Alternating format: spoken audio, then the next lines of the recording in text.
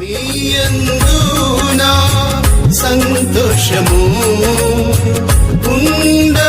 ఉండవలెననియు ఆయన ప్రభువైన యేసుక్రీస్తు ఆయన ప్రభువైన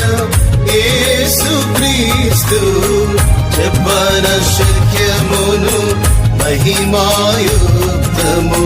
నైన సంతోషము చెప్పన శక్యమును మహిమాయుక్తము నైన సంతోషము యెహోవాయందు ఆనందించుట వలన మీరు బలముందు